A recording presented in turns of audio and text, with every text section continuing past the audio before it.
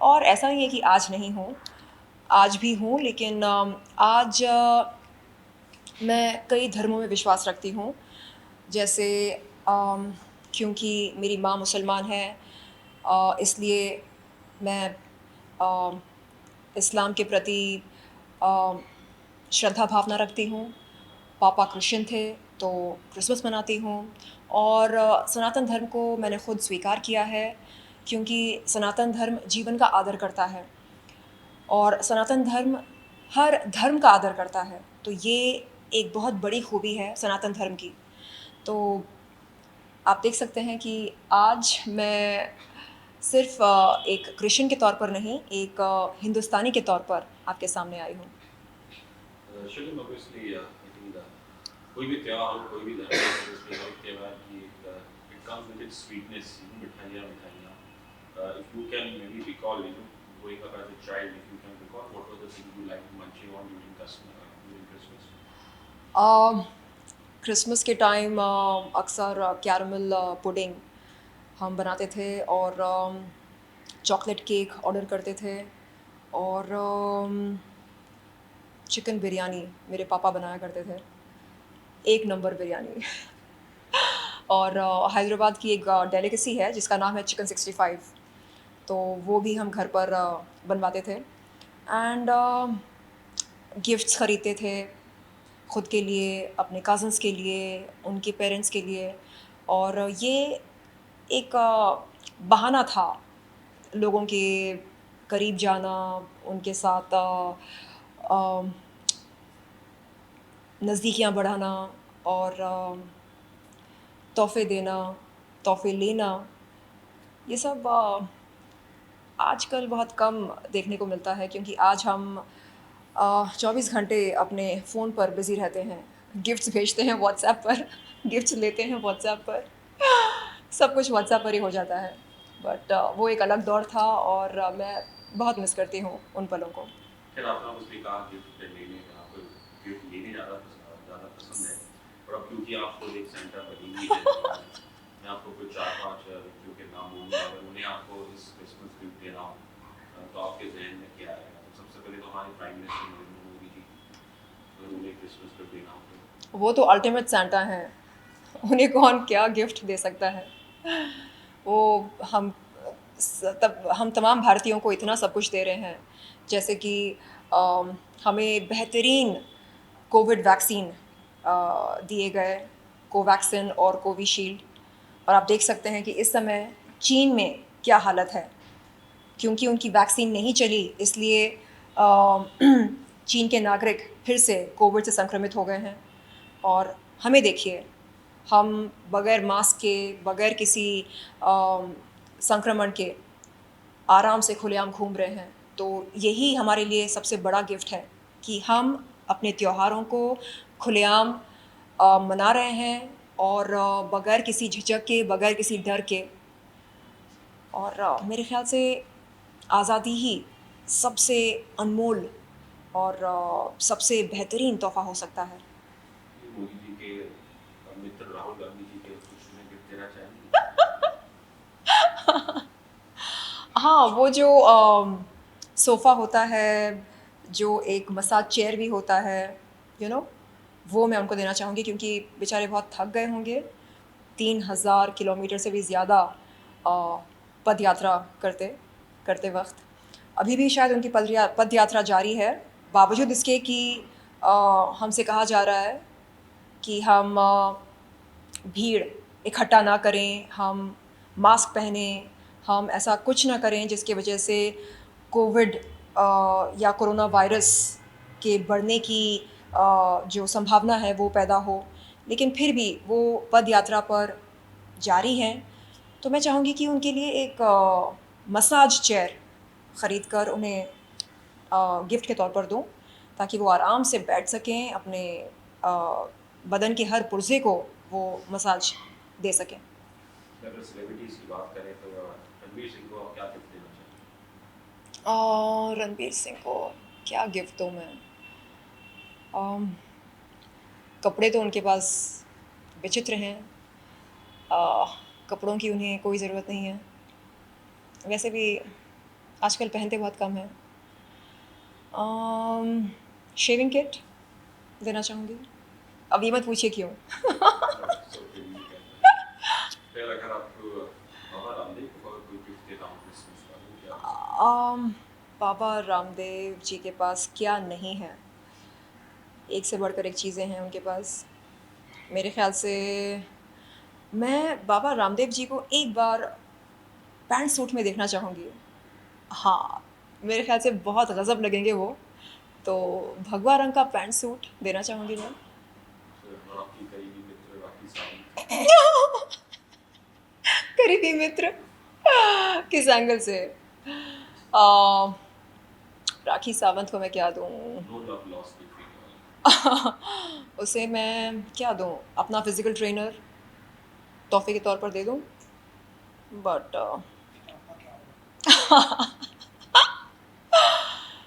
या कोई diet chart बना कर दूँ उसे, ताकि फटाफट वो अपनी चर्बी घटा सके, फ़ॉर्म में आ सके।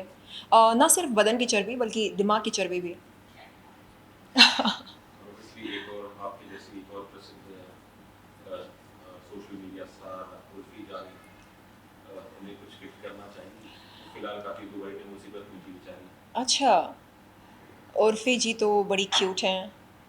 उन्हें क्या गिफ्ट दिया जाए? वो बहुत ही क्रिएटिव हैं।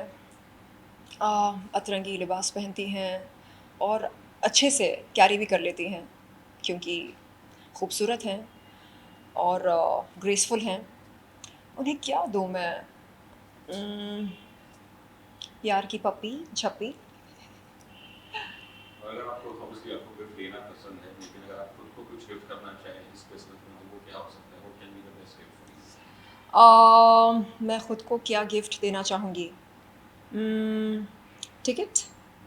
यू किस चीज़ का टिकट इलेक्शन पार्टी का राजनीति में प्रवेश करने के लिए टिकट, तो एमपी का, तो सीधा एमपी सीधे एमपी।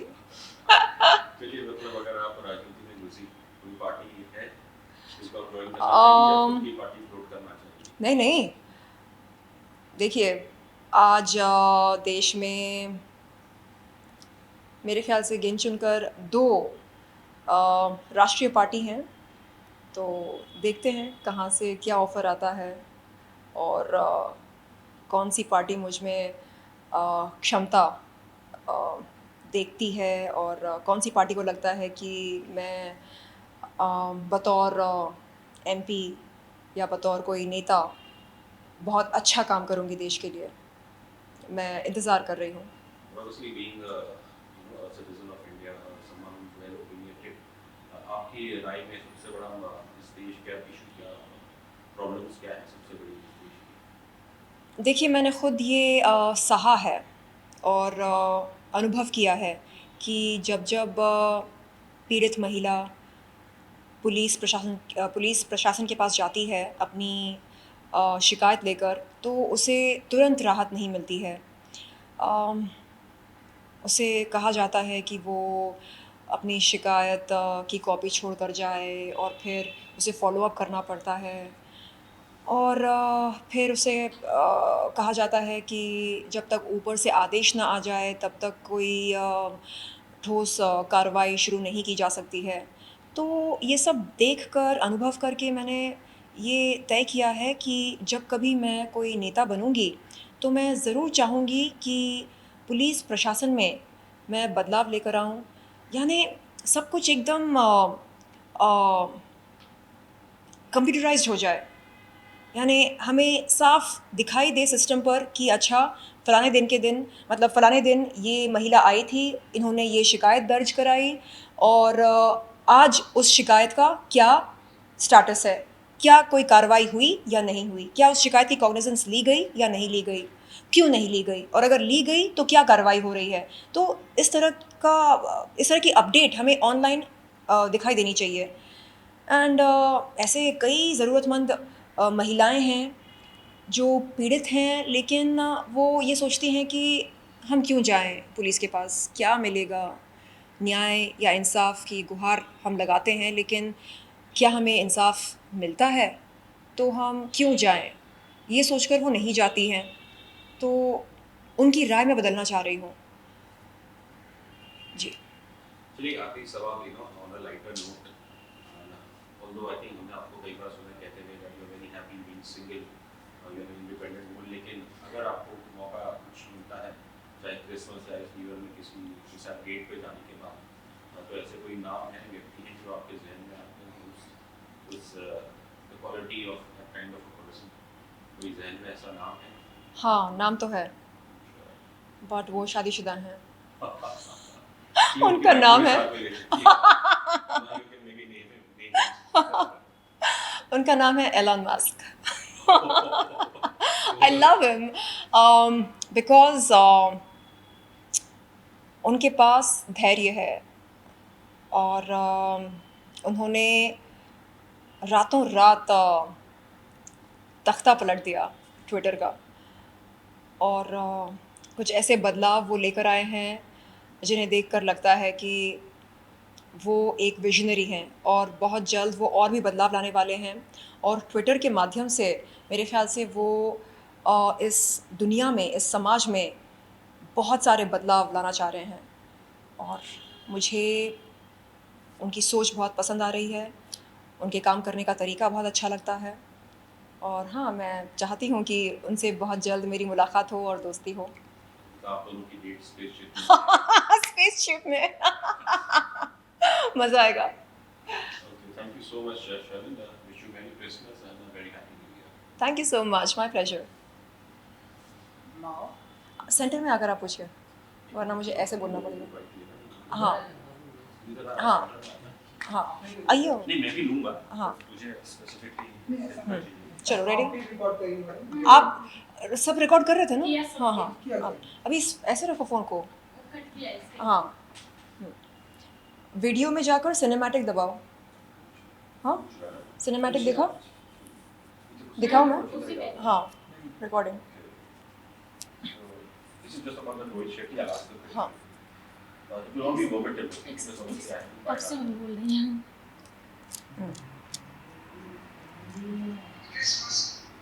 ओके, ठीक है, वो वेट कर रहे हैं, फटाफट कर लेते हैं। Ready? या चलिए, हाल ही में हमने एक आर्टिकल पढ़ा कि रोहित शेट्टी ने किसी महफिल में कहा कि ये साल बॉलीवुड के लिए काफ़ी कठिन रहा है, और शायद कहीं ना कहीं उन्होंने थोड़ी नाराज़गी जताई विद बॉलीवुड फैंस की, जिसे उन्होंने उनका साथ नहीं दिया। और कुछ ऐसा भी शायद पढ़ने मिला कि उन्होंने ऐसा कहा कि उन्होंने पूछा है कि फैंस से कि आपको वाकई लगता है कि बॉलीवुड की फिल्म साउथ के मुताबिक बेहतरीन नहीं है, तो क्या इस पे कुछ अपनी राय देना चाहेंगी आप? देखिए, मैंने रोहित शेट्टी की सर्कस की कुछ रिव्यूज़ पढ़ी हैं सोशल मीडिया पर, और रिव्यूज़ बहुत ही डिसअपॉइंटिंग रहे हैं, दुर्भाग्यपूर्ण रहे हैं। लोग कह रहे हैं कि सर्कस रोहित शेट्टी की सबसे ख़राब फ़िल्म अभी तक की रही है, और लोग ये भी कह रहे हैं कि साउथ फिल्म इंडस्ट्री की फ़िल्में जैसे RRR, जैसे कार्तिकेय 2, जैसे कंतारा, जैसे पुष्पा, ये फ़िल्में बड़ी रोमांचक हैं। देखकर लगता है कि हम किसी दूसरी दुनिया में खो गए हैं, और इन फ़िल्मों में कहीं पर भी देश के साथ कोई खिलवाड़ नहीं हुआ है।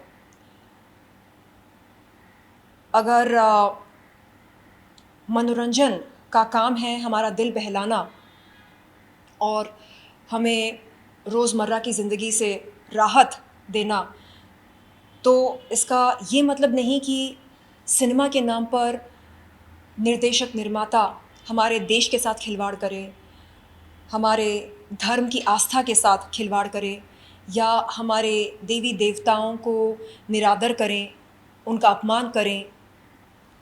बिल्कुल नहीं, ऐसा मतलब बिल्कुल नहीं निकलता है। लेकिन अफ़सोस की बात यह है कि बॉलीवुड में कई सालों से, कई दशकों से ये परंपरा चलती आ रही है जहाँ मनोरंजन के नाम पर, एंटरटेनमेंट के नाम पर देश के साथ खिलवाड़ किया जा रहा है, देश को नीचा दिखाया जा रहा है, देश की सेना को अपमानित किया जा रहा है। तो सवाल ये पैदा होता है कि हम ये सब क्यों सहें? न केवल देश के साथ बल्कि हमारे धर्म के साथ भी, हमारी आस्था के साथ भी खिलवाड़ किया जा रहा है। तो मेरे ख्याल से अब हमारी सहन शक्ति इन चीज़ों को लेकर शून्य हो गई है। अब हम इन चीज़ों को बर्दाश्त नहीं करेंगे। अगर आपको स्टोरी टेलिंग नहीं आती है तो आप जाकर देखिए कि साउथ इंडस्ट्री में किस हिसाब से फिल्में बन रही हैं, किस तरह स्टोरी टेलिंग की जाती है। RRR देखकर कई लोगों को बड़ा मज़ा आया, कई लोग भावुक हुए। जिस तरह से भगवान श्री राम को दर्शाया गया, सीता मैया को दर्शाया गया RRR में, वो देखकर लोग काफ़ी भावुक हुए, काफ़ी प्रसन्न हुए और उन्हें बड़ा आनंद आया और सब ने यही कहा कि वाह क्या फ़िल्म बनी है, इसे कहते हैं फ़िल्म मेकिंग। वहीं हमारी बॉलीवुड फ़िल्में हम जब देखते हैं तो बड़ा दुख होता है। सबसे पहले तो हमें पेन किलर खाना पड़ता है क्योंकि ज़बरदस्त सर का दर्द होता है, कभी उल्टी हो जाती है, कभी पेट में दर्द होता है। ये सारे साइड इफ़ेक्ट्स होते हैं बॉलीवुड फ़िल्में देखकर। और जब कश्मीर फाइल्स जैसी फ़िल्म बनती है तो जो टुकड़े टुकड़े ज्ञान के समर्थक हैं वो सामने आकर कहते हैं कि ये अश्लील फ़िल्म है, ये ऐसी है, ये वैसी है, और इस तरह की ऐतिहासिक फ़िल्म का खंडन किया जाता है। तो मेरे ख़्याल से अब वो समय आ गया है कि हम अपनी आवाज़ उठाएं और बहुत बुलंद उठाएं और कहें कि हम देश के प्रति कोई भी खिलवाड़ नहीं सहेंगे। हम धर्म के प्रति या आस्था के प्रति कोई भी आहत सहन नहीं करेंगे। क्यों? क्योंकि अब हम जागरूक हो रहे हैं। यदि आपको कहानी लिखना नहीं आता है, आप जाइए, स्क्रिप्ट राइटिंग सीखिए, फिल्म मेकिंग का कोर्स करें, उसके बाद आएं और अच्छी मीनिंगफुल फिल्में बनाएं।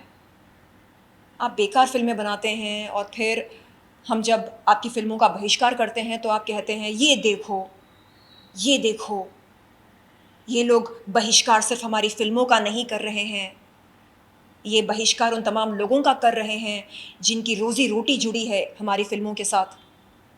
नहीं, आप हमें इमोशनली ब्लैकमेल नहीं कर सकते हैं, हमें मजबूर नहीं कर सकते हैं कि हम आपकी घिसी पिटी फिल्में देखें जिनमें कोई भी नयापन नहीं होता है। अरे ज़माना बदल गया है, समय बदल रहा है। जो हमें चाहिए आप उस तरह की फिल्में बना कर दो ना। हमें क्या चाहिए? हमें ऐसी फिल्में चाहिए जिसमें राष्ट्रवाद की भावना हो, हमें ऐसी फिल्में चाहिए जिसमें सच हो, सच्चाई हो। तो मेरा आप सबसे अनुरोध है कि आप अपनी अभिव्यक्ति की आज़ादी का पूरा इस्तेमाल करें। बॉलीवुड फिल्मों का बहिष्कार करना हमारी अभिव्यक्ति की आज़ादी है और हम इस आज़ादी का पूरा पूरा लाभ उठाएंगे। ये हमारी आज़ादी है। आप हमें नहीं बोल सकते कि हम बहिष्कार नहीं कर सकते। हम कर सकते हैं, बिल्कुल कर सकते हैं। अगर आप गंदी फिल्में बना सकते हैं तो हम उन गंदी फिल्मों का बहिष्कार कर सकते हैं। ये हमारा कानूनी अधिकार है। जय हिंद, वंदे मातरम। चलिए, आपने ऑब्वियसली कहा कि कुछ फिल्में बुरी फिल्मों से सर दर्द हो जाता है, पेट दर्द हो जाता है, छुट्टियाँ भी आ जाती है। तो ऑन अ लाइटर नोट, अगर इस साल कोई ऐसी 2-3 फिल्में हैं जिन्हें देख के ये सब तकलीफें होंगी क्या बताऊँ मैं, ऐसी बहुत सारी फ़िल्में हैं किसी और का नाम ज़हन आपको भी पता है, यानी शुरू के 5 मिनट देखते ही समझ में आता है कि ये लोग किस तरह का संदेश देना चाह रहे हैं और ख़ास तौर पर चलिए इतिहास के साथ simplify the worst Hindi film that you seen this year short answer कर सकते हैं अम,